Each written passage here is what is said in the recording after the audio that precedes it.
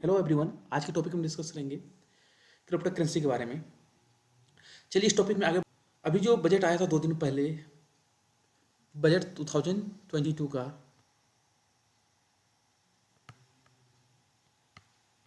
ये बजट बहुत मायनों में हिस्टोरिकल बजट है। ये हिस्टोरिकल बजट है ये। चलिए डिस्कस करते हैं कि evolution of currency in human civilisation. मतलब मानवीय सभ्यता में, मतलब क्या है, करेंसी का क्रमागत विकास कैसे हुआ उसके बारे में हम लोग समझते हैं। देखिए, इनिशियली क्या, मतलब मानवीय सभ्यता में करेंसी का इवोल्यूशन कैसे हुआ, कब कब हुआ, उसके बारे में समझते हैं। इनिशियली क्या था, हमारा बार्टर सिस्टम था। बार्टर सिस्टम में क्या करते थे, गुड्स को एक्सचेंज करते थे। जरूरत उस टाइम पे ज़रूरतें बहुत कम थी, तो उस टाइम पे क्या हुआ, लोग गुड्स को जिस वस्तु की ज़रूरत थी वो एक दूसरे से एक्सचेंज कर लिया करते थे। उसके बाद गोल्ड कॉइन्स का टाइम, उसके बाद गोल्ड गोल्ड गोल्ड आया, गोल्ड कॉइन्स आए, सिल्वर कॉइन्स आए, कॉपर के सिक्के आए, ब्रास के सिक्के आए, स्टील के सिक्के आए, पेपर करेंसी आया, उसके पेपर नोट आए। ये सारे जो हैं, बार्टर सिस्टम से लेके पेपर करेंसी तक जितने भी ये था, जितने भी करेंसी थे या कॉइन्स थे, जो भी मीडियम एक्सचेंज था, वो क्या था, मोड ऑफ एक्सचेंज था। वो सारा क्या था, फिजिकल फॉर्म में था। फिजिकल फॉर्म में था ये। अभी जो हमारा, अब उसके बाद जो क्रिप्टो करेंसी का कॉन्सेप्ट आया, कोई इसमें क्रिप्टो करेंसी में कोई फिजिकल फॉर्म नहीं है। इसका कोई फिजिकल फॉर्म नहीं है। इसका क्रिप्टो करेंसी का फिजिकल फॉर्म नहीं है।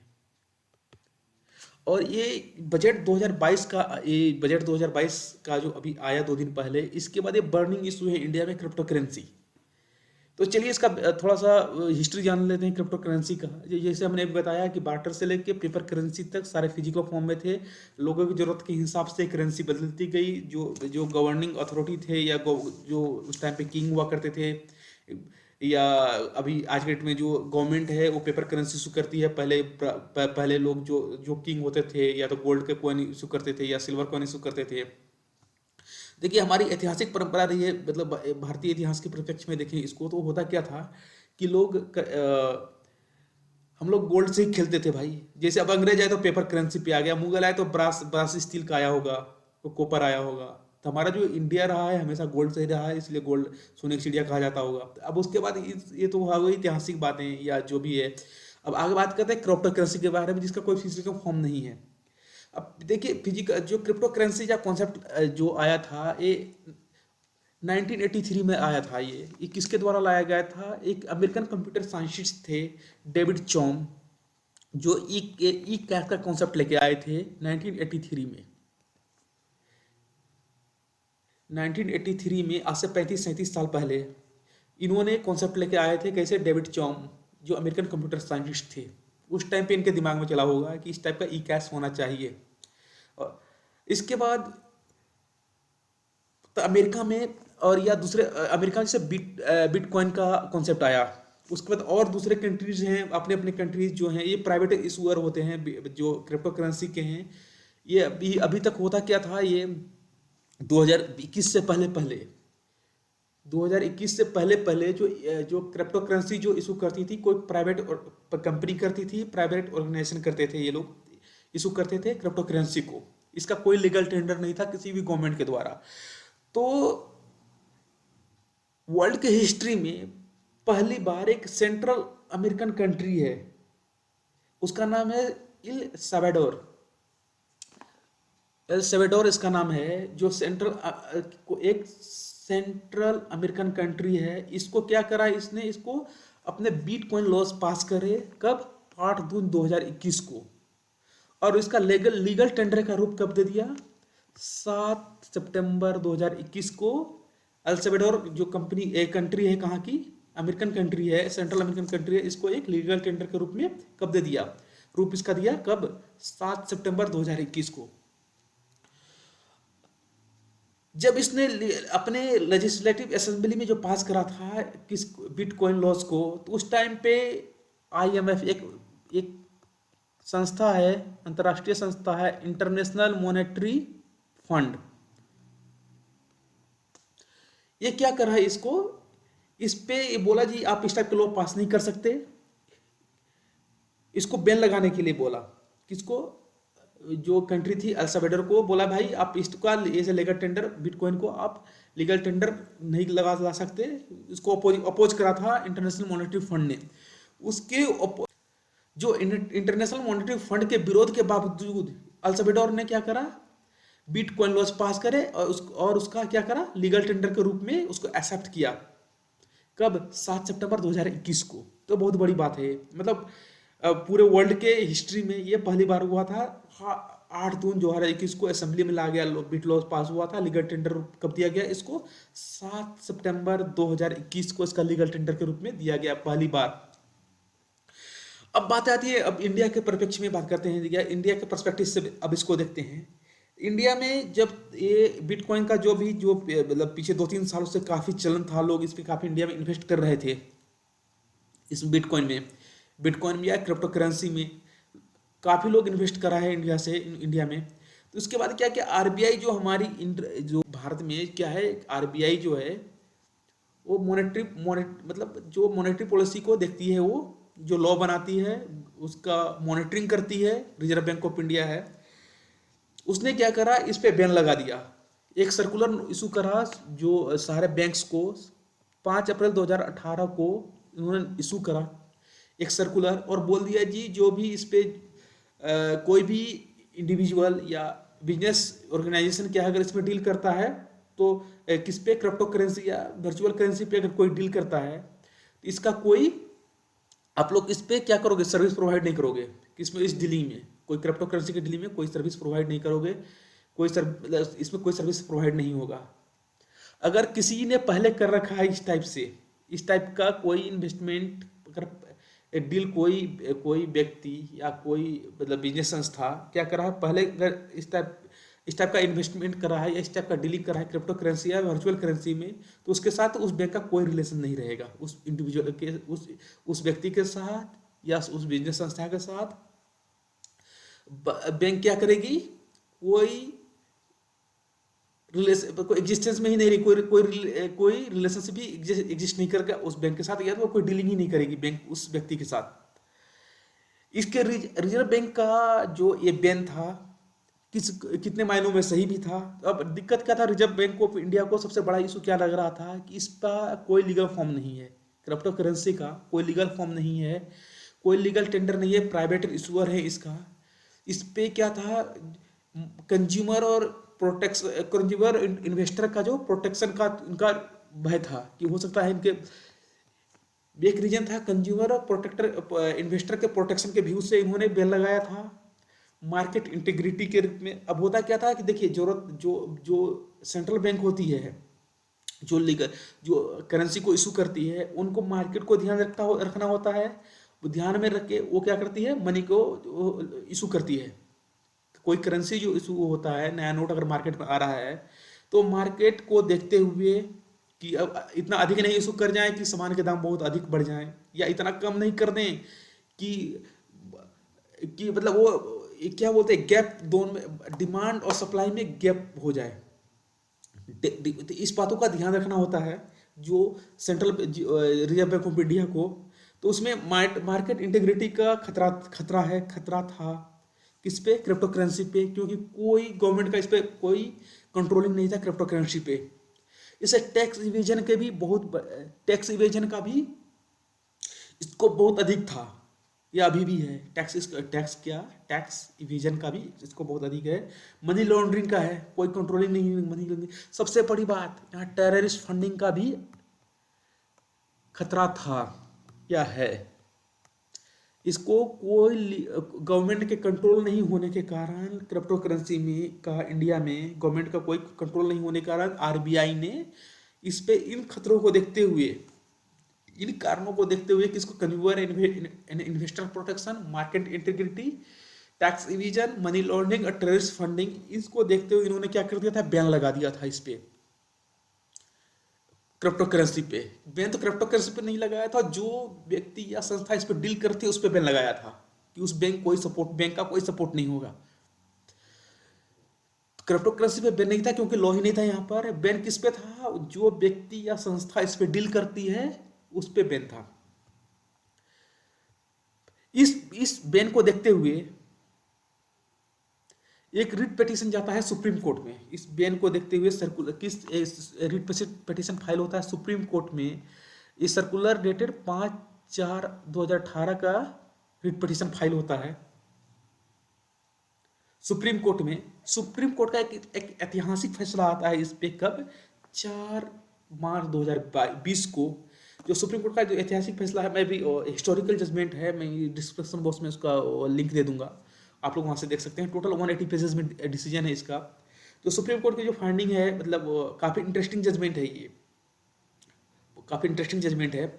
इसमें जो पैरा नंबर है 6.94 page number 112 and 113, 112 page number 112 113 पे इसका फाइंडिंग है, कंक्लूजन है।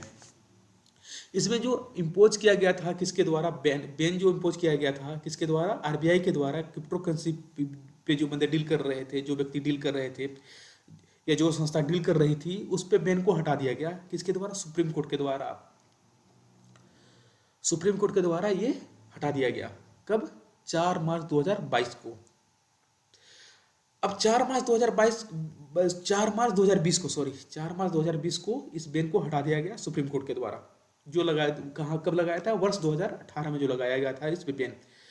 अब आती है क्या कि फाइनेंस, अब मैंने बात करा जो ऐतिहासिक फैसला रहा है हमारा हमारा जो बजट आया 2022 का, ऐतिहासिक बजट इसलिए है ये क्योंकि इस पे इन्होंने क्रिप्टो करेंसी को लेके इन्होंने लीगलाइज कर दिया इसको।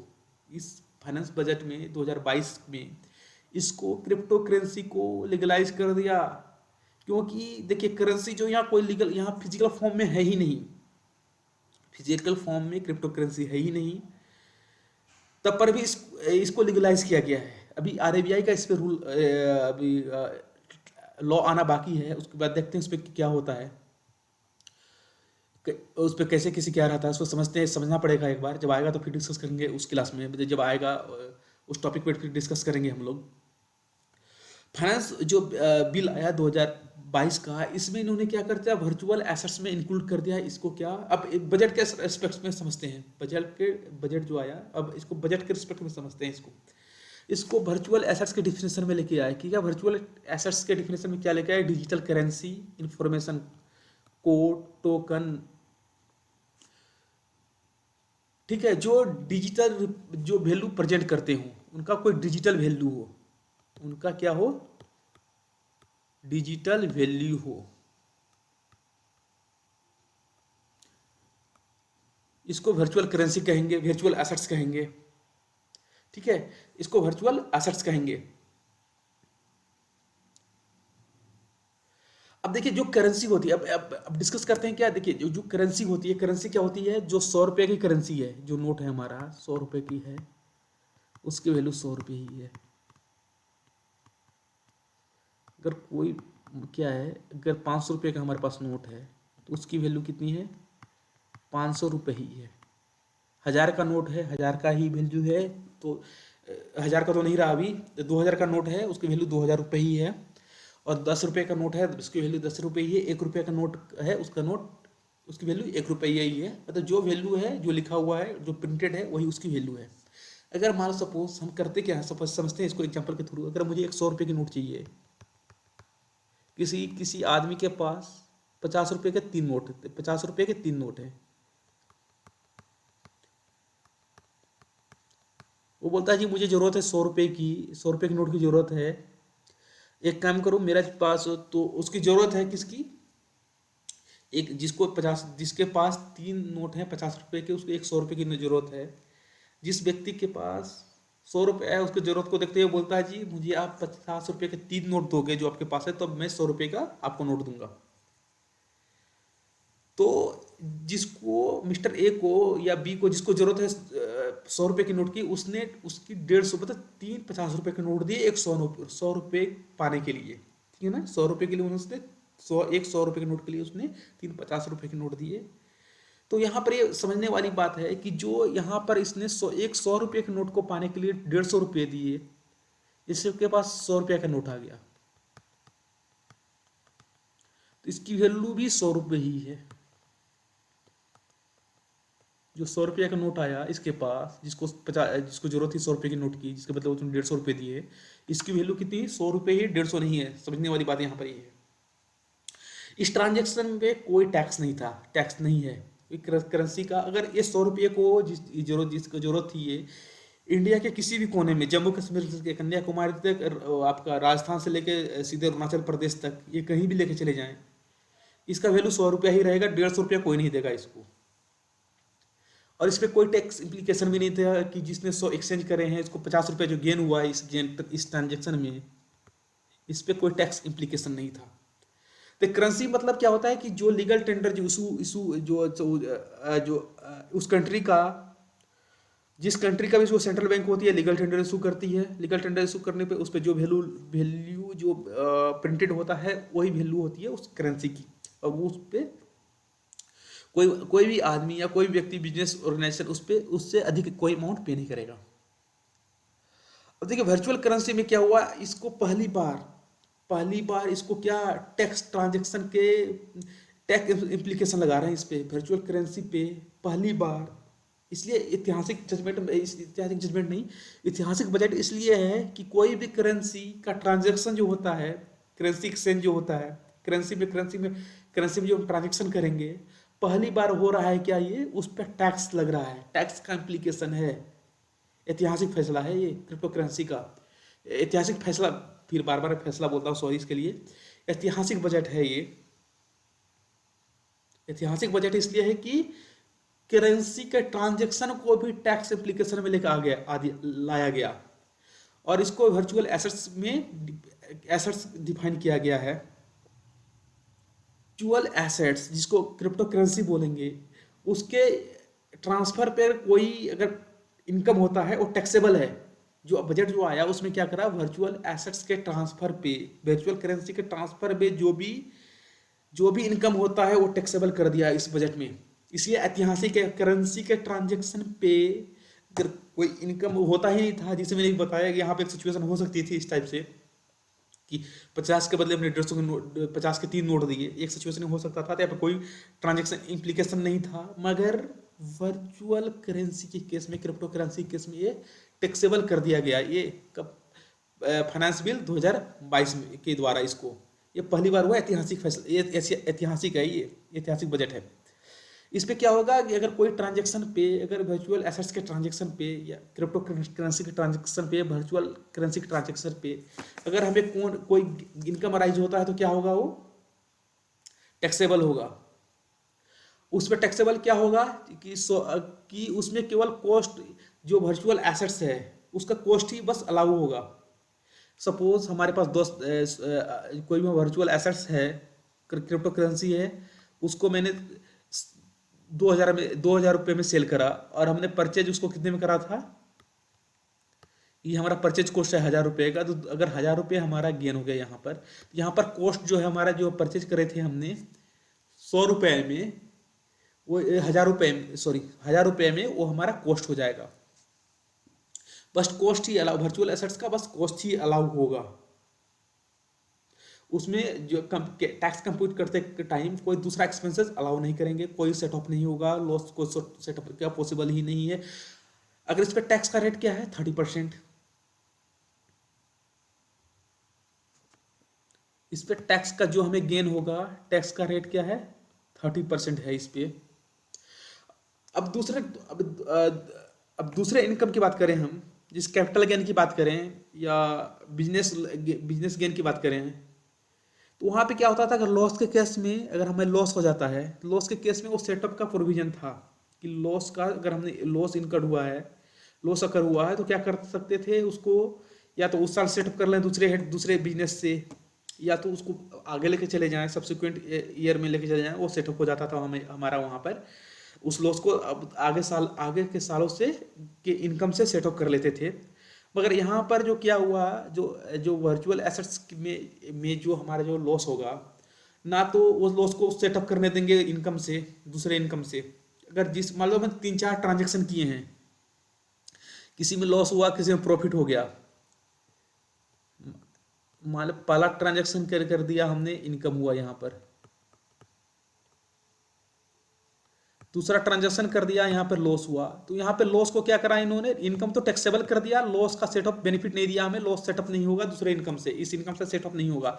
वर्चुअल एसेट्स के इस ट्रांजैक्शन में क्या होगा, लॉस सेटअप नहीं करने देंगे, ना तो उसको कैरी फॉरवर्ड करने देंगे। ये बहुत बड़ी विडंबना है कि अगर वो जो इनकम है उस पर टैक्स ले रहे हैं और जो लॉस है उसका बेनिफिट हमें नहीं दे रहे हैं, उसको सेटअप करने की नहीं दे रहे हैं ये। अब उसके बाद कहता है क्या है कि गिफ्ट, जो गिफ्ट है उसको भी इन्होंने इनकम टैक्स में टैक्सेबल कर दिया है, जो गिफ्ट हमें मिलेगा उसको भी इनकम टैक्स में टैक्सेबल कर दिया गया है। कहाँ पे, अंडर सेक्शन 56 के सीरीज में, अंडर सेक्शन 56 सबसेक्शन 2 क्लॉज 10 में इसको गिफ्ट के केस में भी टैक्सेबल कर दिया है, केस के जिसको गिफ्ट मिलेगा वहां पे टैक्सेबल हो जाएगा ये वो।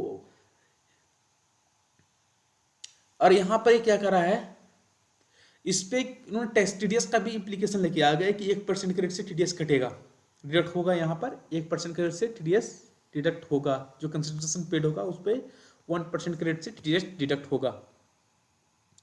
अगर कोई भी व्यक्ति या एचयूएफ है उस पर क्या होगा, अगर उसका बिजनेस इनकम 1 करोड़ से नीचे का, 1 करोड़ तक का है, या प्रोफेशनल इनकम 50 लाख तक का है, उस पर टीडीएस कहाँ तक नहीं कटेगा, 50,000 के पेमेंट तक हम लोग टीडीएस नहीं काटेंगे, डिडक्ट नहीं होगा वहाँ पर।